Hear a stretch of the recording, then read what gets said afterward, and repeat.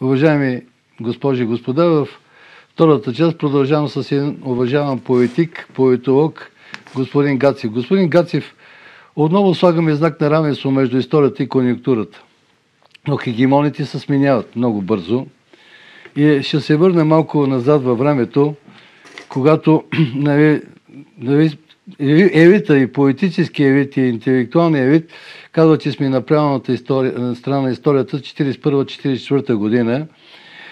Според тогава този елит ние сме били на правилната страна. Обаче България като верен съюзник на, мога да кажа, на нацистска Германия, фашистска Италия, милитаристка Япония, поискат от нея, от Третия райх, искат да изпратим войски на източния фронт. Нали така? И цар Борис отказва и веднага го правят агент на Съветски съюз. В момента не е същото. Той, който защитава националните интереси, винага е путинист, русофил. Не е същото от 1941-1944 година. Да, за съжаление не сме си научили урока. Аз в ръцете си държа нещо, което ще дисхармонира с хубавата първа част на вашето предаване, с разговора с Калуди Калудов и с достойните българи.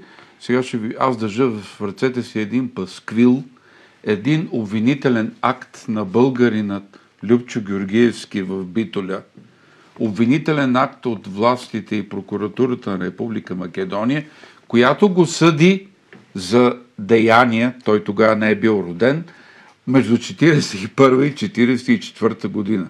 Държа в ръцете си обвинителен акт за Любчо Георгиевски, българин, повтарям, от Битола, български гражданин и македонски гражданин, който бива съден за антисемитизъм, който е бил проявяван преди 55-60 години, когато той още не е бил роден. И затова го съдат този човек. И аз бях свидетел миналата седмица как 3 български достойни еврейски организации, Българският център в град Холон на Рина Леви,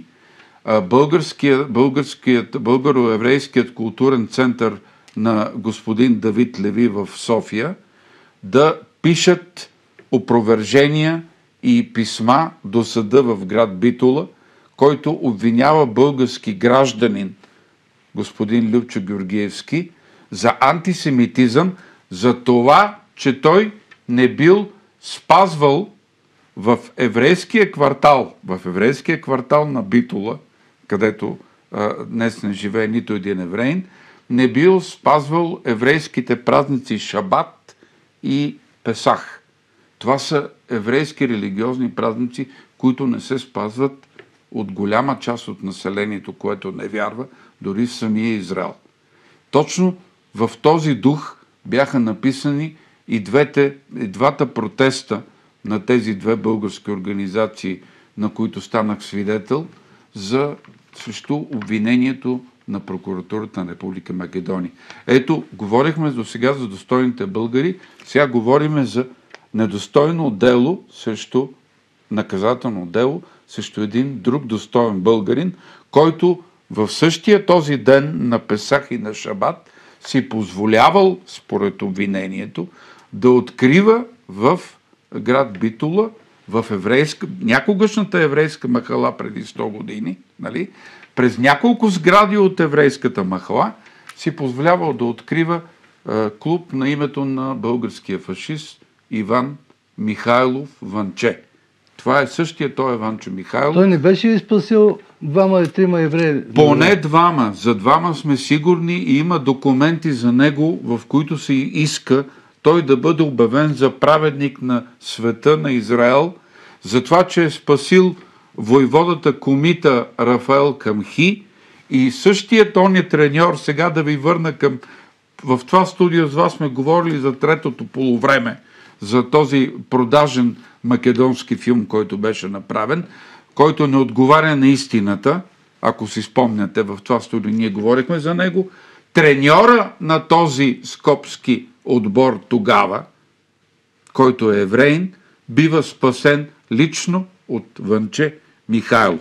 И затова Ванче Михайлов съобразно документи, тук пише документи на Югославия от 1941 и 1943 година и на Сталин от същите години, Ванче Михайлов обявен за фашист. Ето това е недостойното срещу достойните българи. Къде са българското правителство? Значи, българското правителство този път като никога реагира правилно. Българският парламент излъчи резолюция онзи ден срещу посегателствата срещу български граждани, защото този документ е наистина срамен за държава, кандидат член на Европейския съюз. Само заради това разпалване на етническа и това е разпалване, този обвинителен акт, на етническа и на антиевропейска и на антисемитска пропаганда.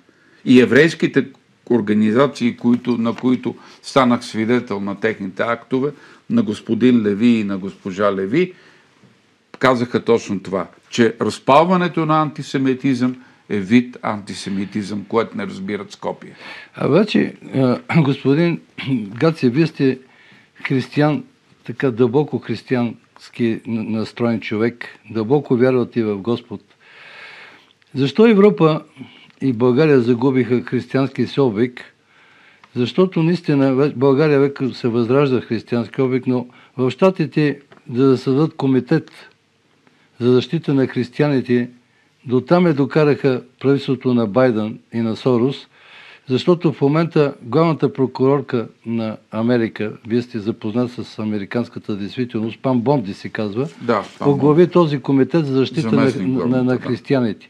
Защо Европейския съюз, задавам ви въпроса, ние сме демократи с вас и искаме Европа да просъществува и ние в България да има демокрация, защо Европейския съюз продължава да следва политиката на сваление в Америка режим на Байден и на Сорос?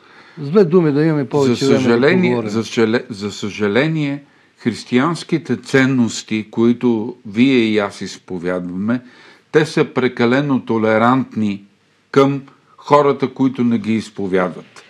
И ето, ние виждаме, дори и в нашата България, защото даваме пример за достойните българи, сега ще дадем примери за недостойните, направи се шествие срещу въвеждането на вероучение и на християнски ценности в нашето училище. Извинявайте, аз не искам да се проповядва християнство или да се проповядва християнска религия. Това е задача на семейството и на възпитанието на един човек. Не можеш да учиш никого на вяра. Обаче, българските граждани трябва да познават ролята на християнството и на православната църква. Не, аз не съм православен, знаете, обаче аз уважавам православната църква. Нейният принос към българската история и към живота в България трябва да бъде познаван от всеки един български гражданин, независимо дали той е католик, протестант, евреин или мюсюлманин. Господин Гацев, религията според мен допълва възпитанието от семейството. Не всеко семейство има тези възможности, пък и знания, да възпита детето в религия. То не става въпрос за религия, става въпрос за 10 Божи заповеди, става въпрос за любов между хората да създава, за историята на християнството поне да се говори. Защото едно дете, което познава 10 Божи заповеди, това е достатъчно в училище да му ги кажат, то ще го направи много по-благородно и ще го направи много по-възпитано. Не всеко, това един вид в религия в училището, според мен, ще допълни възпитанието от семейството. Така е. Безспорно и това трябва да се преподава в нашето училище. Аз заставам тук на страната на хората, които демонстрираха за въвеждането на този предмет в училището и държа, ето аз съм неправославен, католик и протестант съм, държа да се преподава основите на православието, защото те са ни съхранили като българи в дългите години на османско робство. Тези, които водят война срещу религията, те са определени НПО-та. Те водят и срещу Българската православна църква. Да, и мога да кажа, че те са разрушителни сили за България. Това го казвам най-отговорно, като християнин. И това за да няма духовност в младите хора. Младите хора, защото Бог е любов, виждате каква агресия, каква омраза има между децата. Духовното здраве е болно на децата. Това не мога да го разберете. И духовното здраве. Боледува в момента духовността, боледува в България. Религията ще научи децата да приемат любовта, да се обичат един с друг. И защото направиха така през тези години, че злобата и завистта нямат почивен ден. Така е. И всъщност ние виждаме злобата и завистта в нашата юго-западна съседка, как стигат до извращения, които вече ги правят антисемитски, антихристиянски и антиевропейски. Аз се моля за душите на нашите братя в Македония, подобни неща и подобни позорни актове повече никога да не стават предмет на осъждания в хубави предавания като това, в което ние говорихме току-що с Калуди Калудов и той ни учеше на християнска любов и на смиреност. Ето това е комунизма. Ето това е лошото. Това е комунизма. Това е сърбоманията. Господин Гацев, свети апостол Павел е казал и така останаха тези трите: вярата, надеждата и любовта. И ако спазваме каноните на църквата, и спазваме 10 Божи заповеди, светът ще бъде по-добър. Това мога да ви го гарантирам, защото наистина трябва Бог да е сред нас. И до всеки един юда трябва да има един Христос. Защото много юди има в момента в България, много политкоректни разни такива журналисти, анализатори, които не могат да ги разбера какво ще занесат на онен свят. Юда е изпитание за нас. И делото на Юда, господин Търпоманов, е изпитанието за нас. Изпитанието на нашата вяра. То не ни е пратено от Христос. Това изпитание ние го правим сами в себе си, защото всеки един от нас решава дали да бъде с Юда или да бъде с Христос. Дали да бъде Юда или да следва Христос с това, което ни е завещал в неговата любов. Господин Гаци, вие сте учили в Гърция, завръщали се в Гърция. Искам да ви кажа една древна гръцка басня, ако ми позволите, за Лъва и Магарето. Лъва и Магарето станали добри приятели и отишли на лов. И хванали много богата прячка и Лъва почнал да раздая пречката на 3. И казал на Магарето: първата чаша взема за себе си, защото съм цар на животните. Втората, като съдружник ще я взема, двамата са съдружници, да.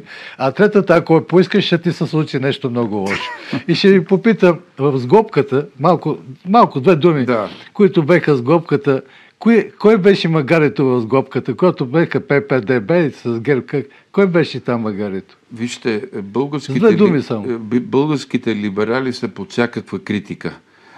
Единственото хубаво нещо, което направиха българските либерали в последно време, оня ден беше подписването и гласуването на тази резолюция срещу срамните действия на скопските власти и на битолската прокуратура.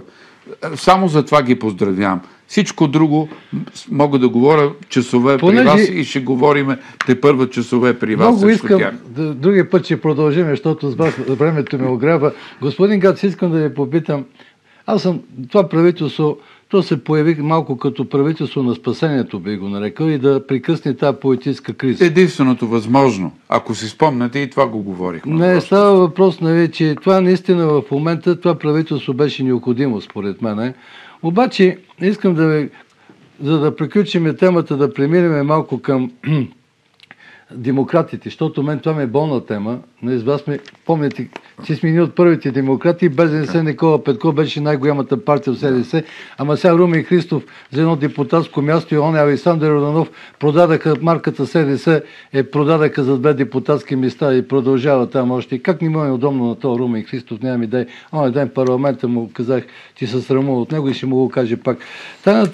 Обаче искам да ви попитам, кой в момента в тази коалиция, тази четворна, в смисъл не е тройна? Там мисля, че господин Певски е там. Вижте, има теми, по които би трябвало и гласовете на господин Пеевски да бъдат привлечени в каузата за България. Ето, пример е тази резолюция добре, ден за кой е Македония. магарето в тройната коалиция в момента? Кой е? Слабостта на другите прави силата на господин Пеевски. Ето това ние не искаме да си признаем вече 20 години.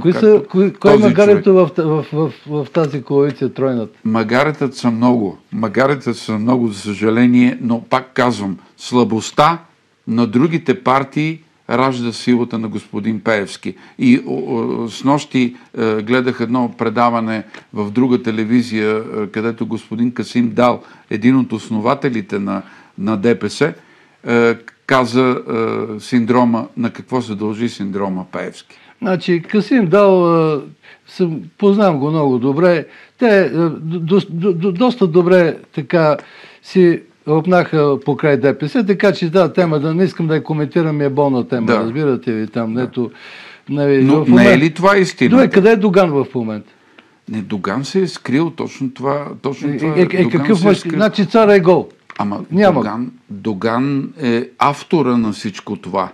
И всъщност това беше единствената истина, която каза Касим Дал снощи. Доган е автора на всичко това, което става в Обаче, господин, преди да влезем в миналото поле на ППДБ, да.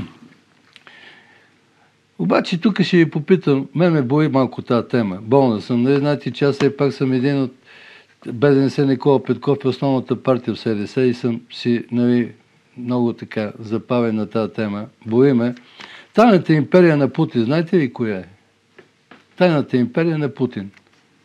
Тайната империя на Путин е в момента резервара, знаете ли кой е на Путин? В момента за влияние, който го има, бившите съветски републики в Централна Азия и Кавказ, които се замълчаха пред лицето на инвазията в Украина.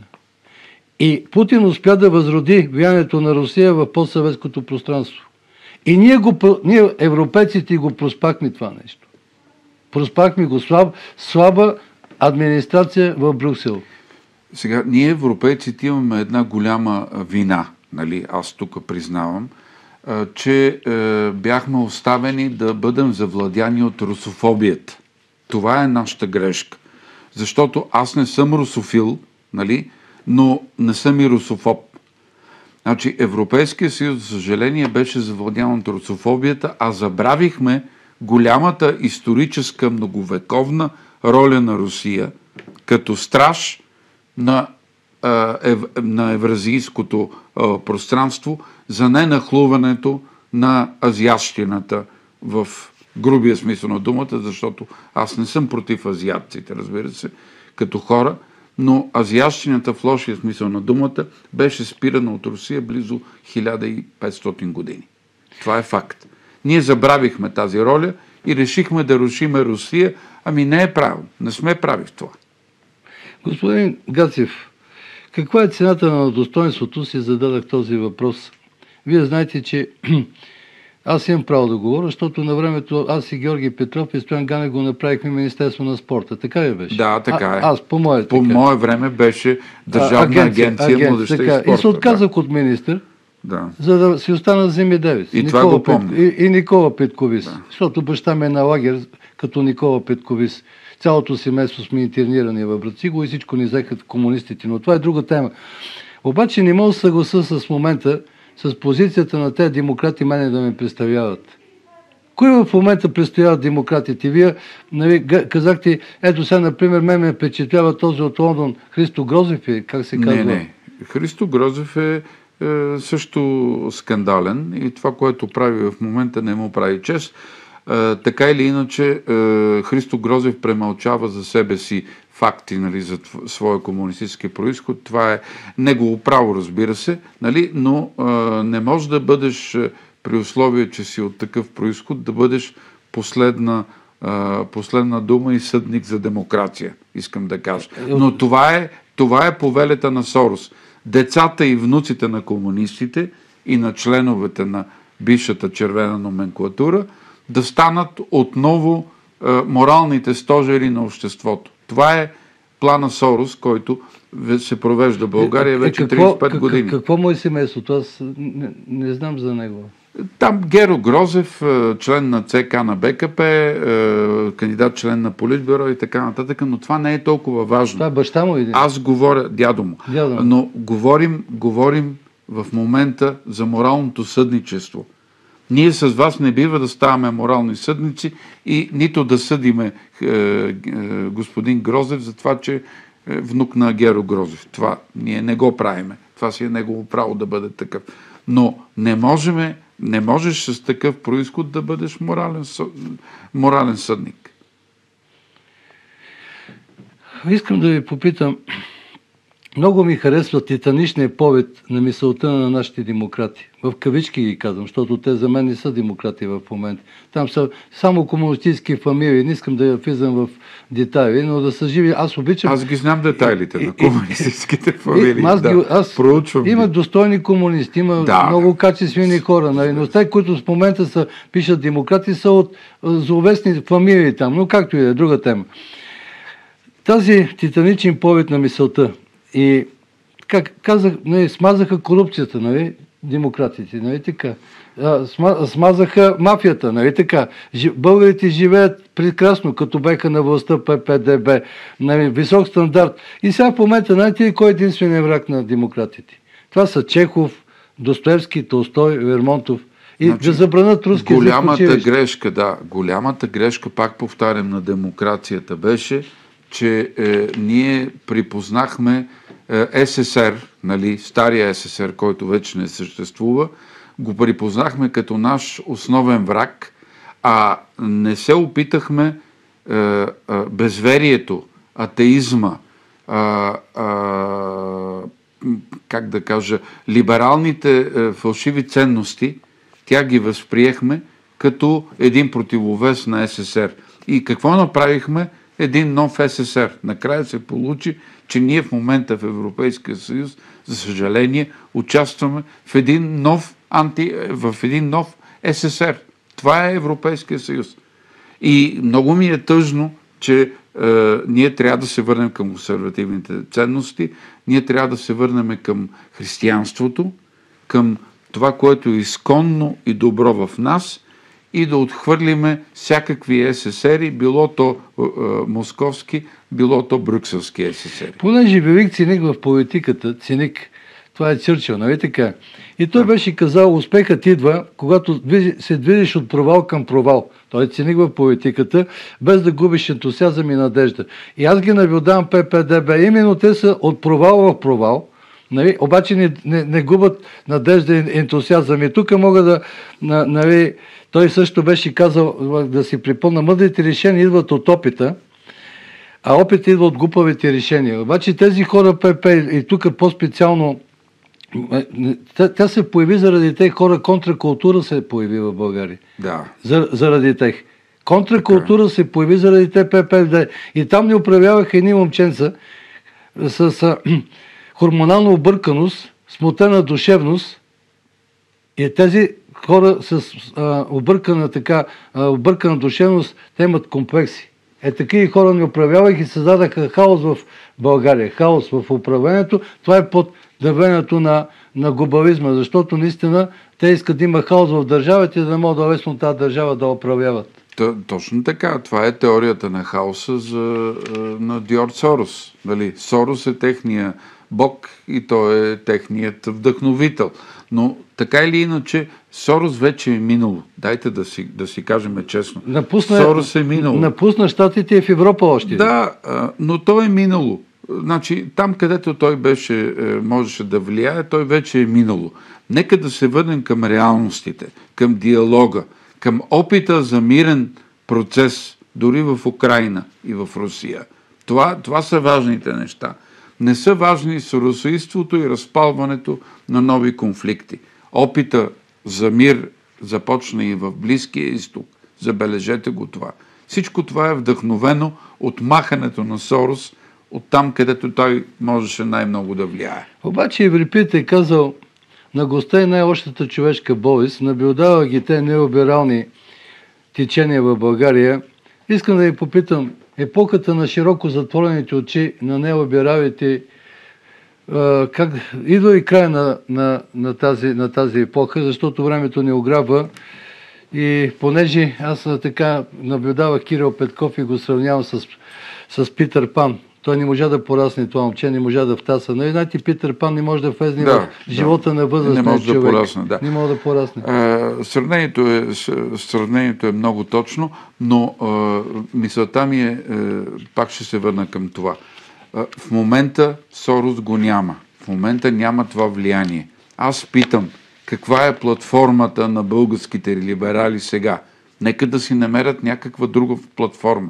Тази си отиде. Не може да се върне вече. В Холивуд, виждате, че дори Холивуд в момента го затварят. Нали? Тяхната мека. Нека да си намерят нови морални ценности. Нека се върнат, ако могат, към християнството и към това, което е останало. И суверенните държави бих добавил. Да, и суверенността също е една от формите на Господин Гаци, благодаря ви за това участие. Предполагам, че нашите уважаеми зрители чуха неща, където никъде в друга телевизия няма да ги чуят. Нашата телевизия е телевизия на разума и на народа. Благодаря ти за това участие, да си ми жив и здрав. България има нужда от хора като тебе, морални хора, достойни хора. Още един път ти благодаря. Уважаеми госпожи и господа, искам да благодаря на моя екип, невероятен екип. На Алис, на режисьора, на Стойка, на Ирина, най-добрата редакторка за всички времена в тази телевизия, нашата Евроком, на оператора, който е до мен, чаровник, невиждан. С този танц поздравявам екипа ми и цялата българска телевизия, а на вас ви пожелавам да сте живи и здрави, много се обичате, бъдете смели, бъдете здрави, Бог да ви благослови.